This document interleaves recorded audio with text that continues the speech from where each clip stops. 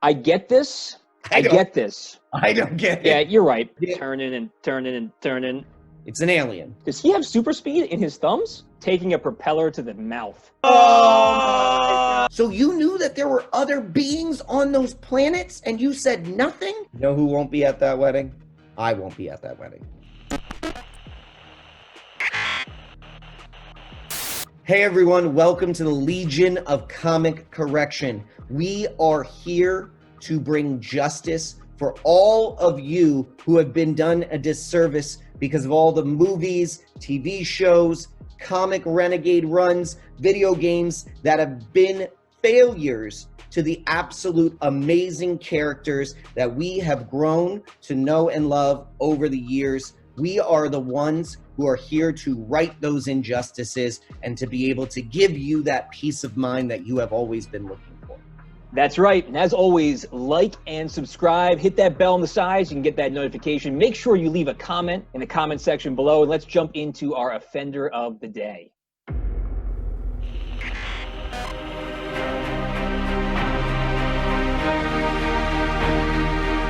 It could be fun. No, Ben! Come on! All right, guys, as always, I am Greg. And I have been an honorary watcher for the past 5 years, which makes me an expert on all things Comic Earth related. And with me, we've got my friend Logan. Hi everybody, I'm Logan, and as many of you are aware, I anonymously penned over 100 comics of the Fantastic Four, so I definitely feel very confident and capable in being able to speak on today's topics. He's an expert. So the first part of our Carnage report that we look at is the money. So off of a $130 million budget, Fantastic Four: Rise of the Silver Surfer only made $301 million. Now that sounds like a lot of money, but what you have to understand that goes along with this is that there's advertising that goes into that. There's sales that go into that. There's a number of different pieces that eat away at that about $170 million gross that makes it almost non-existent. In addition to that, the poor reception and the poor growth killed off future sequels and spin-offs that could have ended up happening. Fantastic Four 3, gone. Rise of the Silver Surfer spin-off, gone. Those are things that were then lost to what was supposed to be a really successful franchise, and they lost the opportunity to do crossovers with X-Men because you have to remember, these were the characters that were owned by Fox at the time that did not come into the fold for Marvel until much later. All right, guys, and as always, we check out the casting in a movie. Sometimes it's good, sometimes it's bad, sometimes it's kind of a mix of the two. This one's kind of a mix.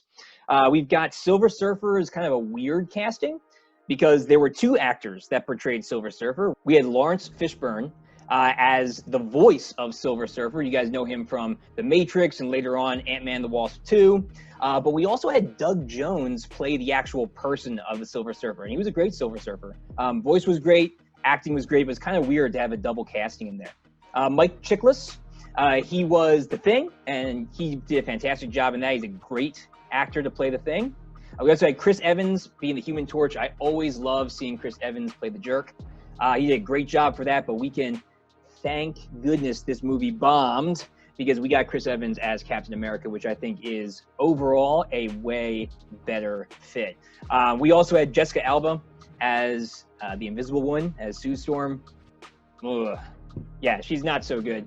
And we had Ioan Gruffudd as Mr. Fantastic, which I think he did an okay job. I don't think he was written very well, but he was fine as Mr. Fantastic. Not a huge amount of complaints from there. We did have a huge waste, though, of Kerry Washington playing Alicia Masters. She did a great job in what she was given, but I wish she would have been able to shine just a little bit more.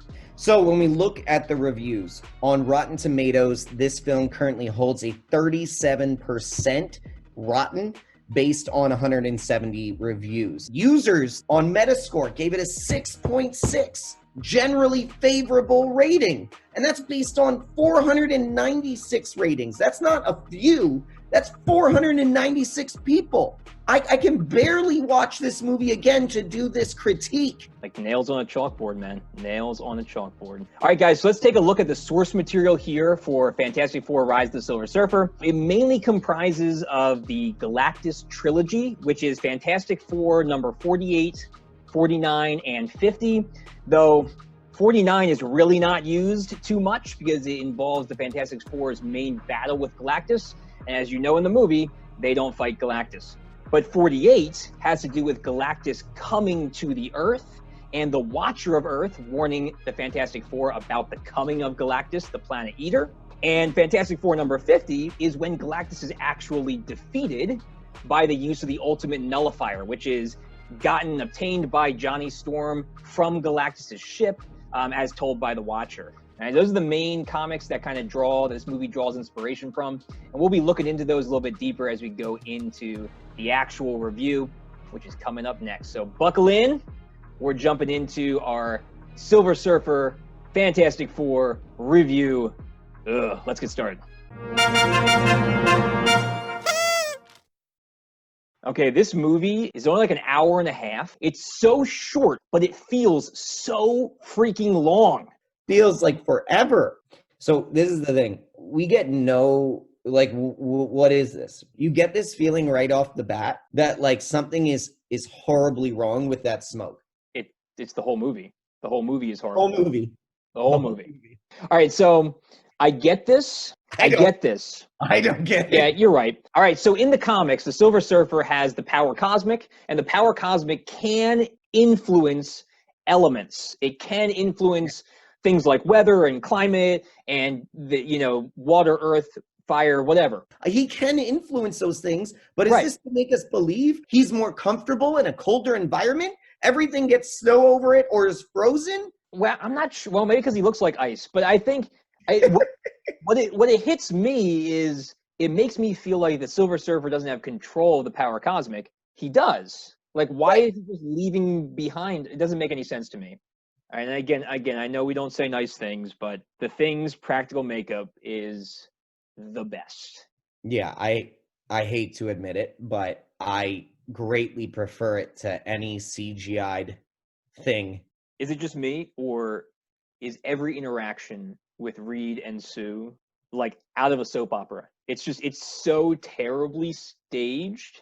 They're like, they have zero chemistry. Zero chemistry. Zero chemistry. But I don't put that on Ewan Gufford at all. I put that right on Jessica Alba because I haven't seen one movie where Jessica Alba has any chemistry with anybody on screen. Also, right here, there is no way the Thing is flying on a commercial airline and this plane is getting off the ground. This plane would immediately jackknife to the left. This would not get off the ground. Yeah, right down the runway. They just start turning and turning and turning. Also, the Fantastic Four flies coach. Like, really? Reed's like the most intelligent dude in the world. He has so many awards. He's revered, and they're flying coach. Listen, I think they overplay this celebrity piece in this movie, but it is so heavy-handed. It is so heavy-handed throughout this film. There's so many things that are heavy-handed throughout this film, but this is bad. There is so much in this movie about them just complaining about their normal lives. And I get it that they're trying to make them like a relatable family, but I don't want to hear them talk about their wedding arrangements for like 20 minutes of the movie. New uniforms just showed up. What do you think? When is the Fantastic Four pawning themselves out for sponsorships?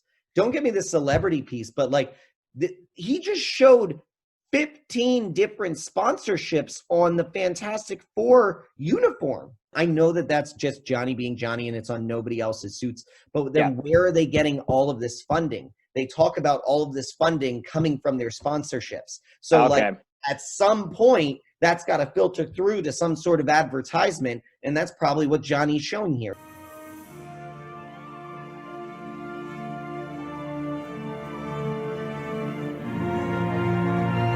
This is a person who almost destroyed Manhattan last movie, tore it down, mass killings, and we just have him locked up in a closet in a country we can't pronounce. Yeah, that's his in the comic books. That's his country. So Yeah, but they never showed him get it. So they never showed him get that Yeah. country. And even if it is his country, he's in a closet then in his own country. He looked at a whole bunch of random stuff, and then they get over to his healing chamber. If he's ruler of this country now, all of a sudden, which we just jump over storylines on, he's now being kept in the closet. He's probably going to walk out super pissed. That dude is going to lose his job right away. Did you in the closet? Doom gets done dirty in this movie and in the last movie. Dr. Doom is such a great character. Yes. They completely changed him. They gave him electric powers, which makes no sense. Nope. Dr. Doom has magic powers. He was up for consideration for the Sorcerer Supreme after Stephen Strange. Just make him magic. Just give him magic. He should just have magic. This scene is the epitome here of where I feel like the Fantastic Four, they're making them out to be incredibly cavalier with their powers. We know that that's Johnny, but Mr. Fantastic has never been shown to be like super cavalier with his powers. He's the leader of the group. They rarely exhibit Mr. Fantastic's powers. They do later in London, and that's fine. But most of the time, they're using his powers to just show stupid things, including this, which is like the worst scene in the whole movie. Right. He's trying to dance on a dance floor. It just looks so bad. They didn't even try and hide it. It's just bad. Oh, and let's get heavy-handed. She walks in right at this moment, like with the general now. Busted. All right, so they go back here into the kitchen of this nightclub in order to talk about top secret things. Right. Like, really? You're one of the highest agencies in the United States, and you're talking about global threats in the kitchen of a nightclub. You couldn't take 5 more minutes to step out into your car or go somewhere a little more private? Once he hands these photos to Reed, are you kidding me here? So we saw this thing in space and we don't really know what it is. And then all these giant holes started showing up and we don't know what it is. It's an alien. It's an alien. I can tell you that it's an alien. They are really building up the importance of this wedding. And you know this wedding isn't going to happen. This wedding's not going to happen. This wedding's going off with a problem. Man, this is the heavy-handedness I'm talking about. They literally tell you what's going to happen before it happens. Yeah, sometimes movies go one way where it's like they hide everything and it's really difficult to figure out, almost too difficult. And then other movies, like this movie, they wear it on their sleeve. And so everything that happens, there's no shock about what's happening. And the only shocks that arrive are ones that don't make sense. And they're shocking because it's like, why? Are bad ones. The shocks are ones that should not happen. At the end of the last movie, Doom has metal fused over every inch of his body. Yes. Every inch of his body. And we're supposed to believe that it was all just removed with a grinder? How does Doom all of a sudden have access to all of this tech? He gets all of his powers back. He's able to take all the suit off like nothing happened. It's just a restart. And then they do a full restart. Yeah, later on with the Surfer, which again doesn't make sense with his powers. So we are now about a half an hour into this movie, and nothing has happened. Nothing has happened. Nothing. Like, we haven't seen the Fantastic Four do anything with their powers except get drunk and dance in a club. Again, and I've said this before to you, Logan, they either need to make it longer or they need to make things move faster. And please don't make it longer. It's already long. Move it faster. Already killing me. Oh, Brian Posehn is probably the best casting of this entire movie. So they cut back and forth between the wedding and his censor freaking out and figuring stuff out for the longest time. It's like, just we don't care about the wedding. Just bring the Surfer. I told you so. Yep. Wedding. This wedding is a disaster. I thought this wedding was going to be perfect. Oh, you did? Oh my! They certainly made it out like it was going to be. Oh. Totally. All right, can I just say, the Thing getting a helicopter to the face, that's a win. The Surfer shows up right at this very moment. This is so heavy-handed. This is the most heavy-handed movie. He was just mad he wasn't invited. Oh! And wait, Johnny's dead. Like, really? Johnny is dead. He's in space. Johnny is dead. He's done. Are we to believe that Johnny needs to say flame on to be able to use his powers? Yes. So at this moment, we see that The Silver Surfer is a herald of something. Yeah. He is there preparing the planet for whatever is making a deep hum noise in the distance. So we have that to look forward to. Yeah, we have a long time to look forward to it. It's been 13 years. I think it's 13 years we've been waiting.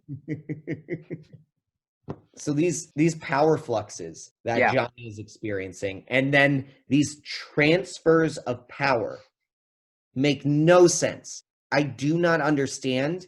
Like, yes, the Silver Surfer is able to wield the power cosmic, but just from being in contact with him goes back to Greg's earlier point about the fact that it seems as though they're trying to make you believe that the Surfer is not in full control of the power cosmic.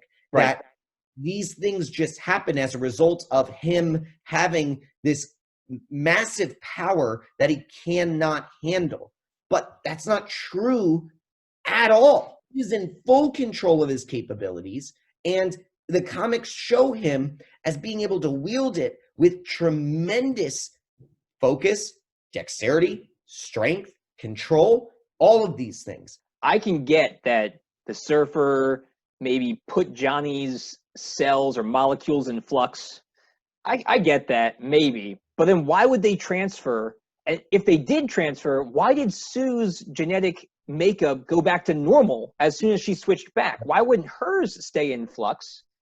Doesn't make any sense. And in the comics, the Silver Surfer can nullify powers, like mute them or stop people from using them with the power cosmic. He can do all that kinds of stuff.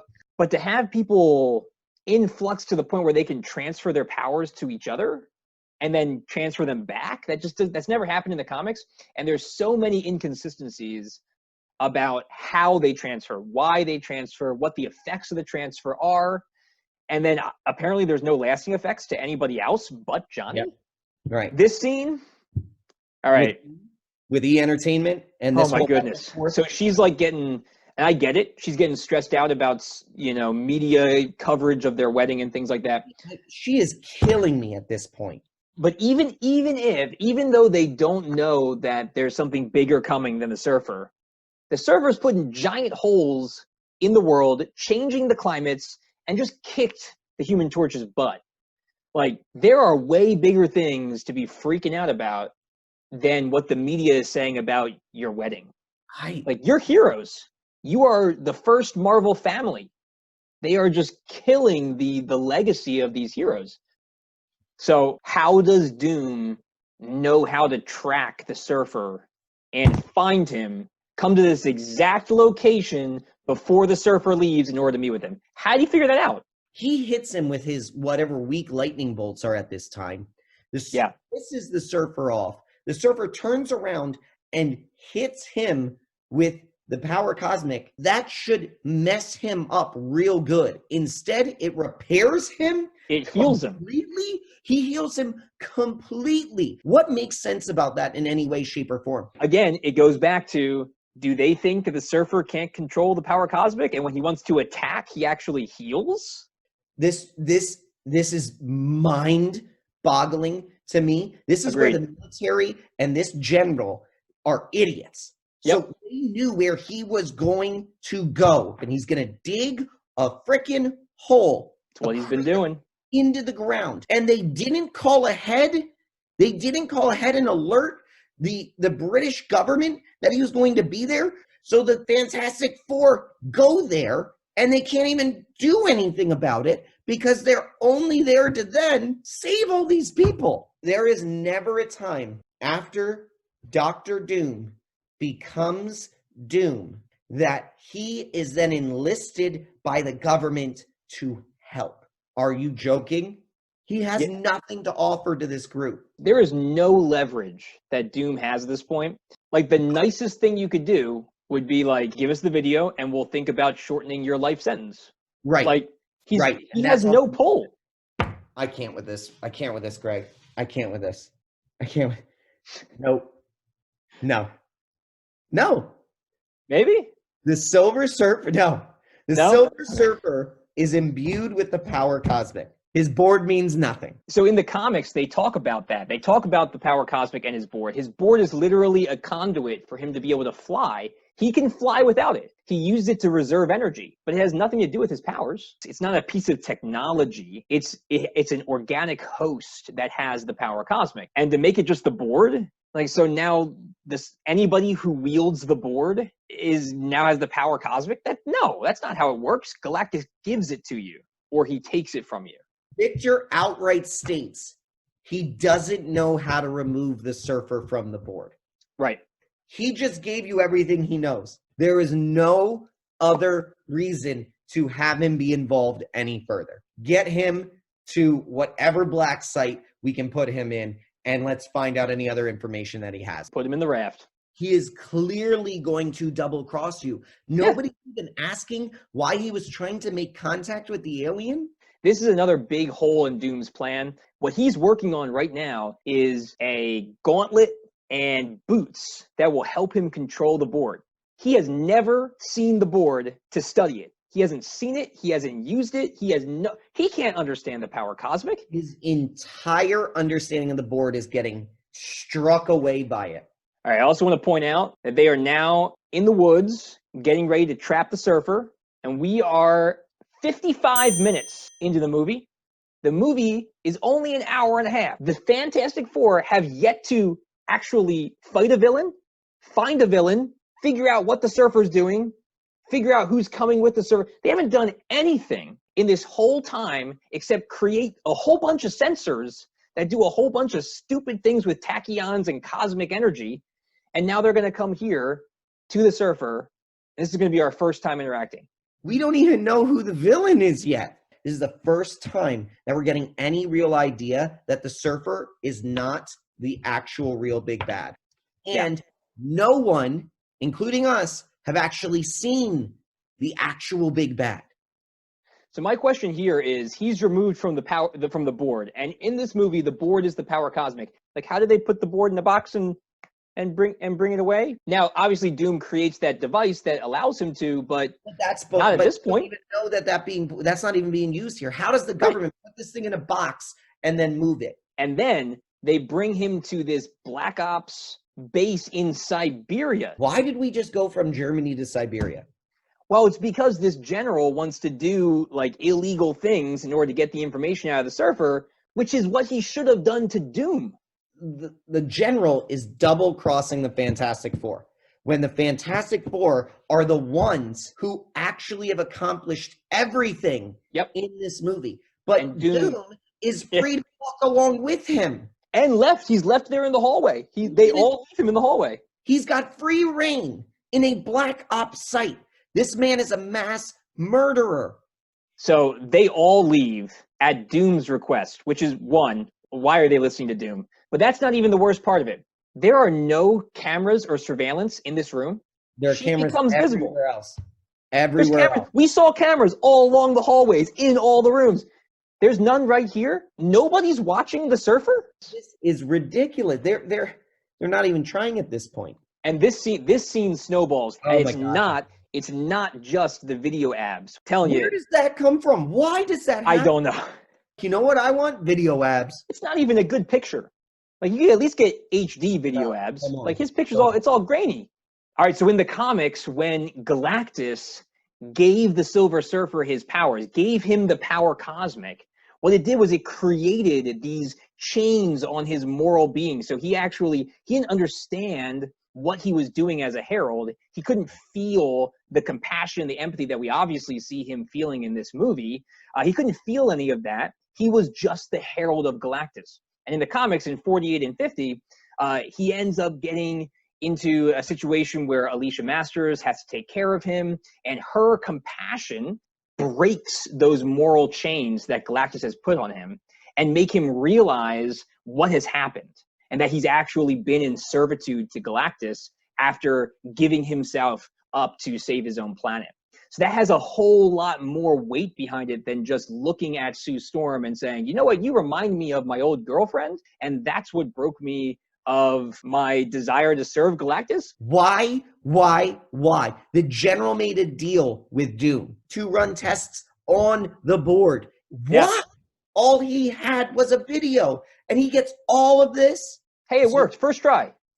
So we're supposed to believe that Doom has the power cosmic because he's able to stand on the Surfer's board and has the ability to essentially de-atomize people. Yep, and be bulletproof. Also, I got a quick time check. We have 20 minutes left in this movie, and we have like no idea where it's going and what's happening. They still have not fought anyone as a team. What these guys need to do is they need to go back to 2004 and watch The Incredibles and see how a team of superpowered family members can work together to create a really cool action scene. Like, that's all we wanted, but we have 20 minutes left, and we have yet to see an action scene involving this wonderful superpowered family. All that they have done is remove the Surfer from the board and give it to Doom. So now, here we go. We get to, like, the end here. This is, like, the end battle. We've been setting up the Surfer as a possible threat, and then we've left the Surfer and said, well, no, the thing that's coming with the Surfer is the actual threat. And so they decide that the end climactic battle scene is going to be with Doom? What? Does it make... How did Doom become the villain here? Doom even involved? You cut him out, the movie is better. Just add a different end battle scene. Make it Galactus. Yeah. And this is also the worst battle ever, because all the Fantastic Four do is they fly around. They just fly around. That's it. Hits none of them. They surround him, and then he makes a tornado. Yo, he's a natural, man. He's a natural. Somehow, he's not only imbued with the power cosmic, he has more control over the power cosmic than the Silver Surfer ever did, apparently. Yeah, why did... So when Doom attacked them, why didn't he just heal all of them? They should have all been healed. Should have all been healed. Because the Got power way better cosmic now. heals people. So I love here the fact that Sue Storm decides to step in front of the Surfer and put out a force field, even though she knows the power cosmic can go through force fields. It wasn't that long ago. Here it comes. Here it comes, Logan. I can't. Here it comes. Wait, I cannot. This is... Here comes the space storm. This is what Galactus looks like. Are you kidding me? How did anyone sign off on this? Whoever it was, I don't know how they sleep at night. Here we go. They all had this same thought, and somehow they all had the same thought at the same time. That's the best thing, is that Johnny's like, this is what we got to do. And Reed's like, we don't know what it will do to you. How do you know what he's suggesting? This doesn't make sense. He only touches the Thing's hand, so he should just take the Thing's power, and the Thing should take his power, not all of them. The entire movie, they've been flipping powers, whoever touches. There hasn't been one person who consumes all of their powers. Even let's assume he did touch all three of their hands at the same time. Right. He might get all three of their powers, but then one of them's going to get his. Nowhere in the comics does this happen. Nowhere in this movie does this happen. This is the big hit to the Silver Surfer and Galactus at the same time. So the Silver Surfer decides, I'm going to stand up to Galactus after all those hundreds of planets have gone by and he's watched them be consumed. He says, now I'm going to do something about it. And apparently this Silver Surfer, who doesn't have complete control over the power cosmic, can just fly up into that giant space storm that they're trying to call Galactus and explode him? This is Galactus, one of the most powerful beings in all of Marvel Universe. And the Silver Surfer faces Galactus and somehow destroys him. So in the comics, Galactus holds the only device that he fears, the Ultimate Nullifier, and he protects it because he's afraid of it. And the Watchers, who aren't even in this movie, but the Watchers who look over the Earth, they tell Reed Richards about the Ultimate Nullifier, and they go and get it. And Reed Richards uses the Ultimate Nullifier to threaten Galactus. If you ever come back to Earth, I'll use it against you. And Galactus leaves. The Silver Surfer does hold back Galactus. He distracts him while Richards gets a hold of the Ultimate Nullifier. Yeah, it doesn't make any sense. But you know what? They've got a wedding to do.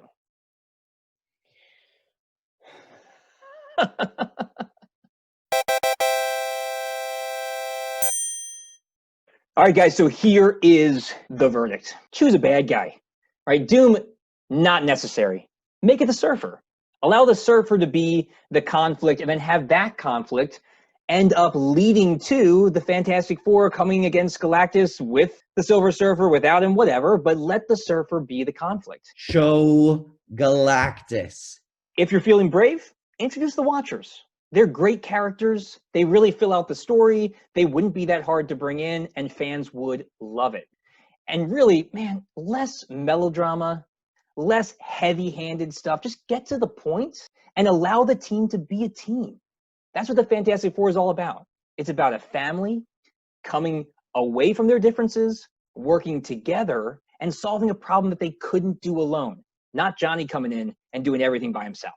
That is not the Fantastic Four. Defeats the whole purpose. Thank you all for watching. We hope again that this was as much of a cathartic experience for all of you as it was for us. Please make sure to like and subscribe. Also, we have a list of upcoming movies that we're considering for our future corrections.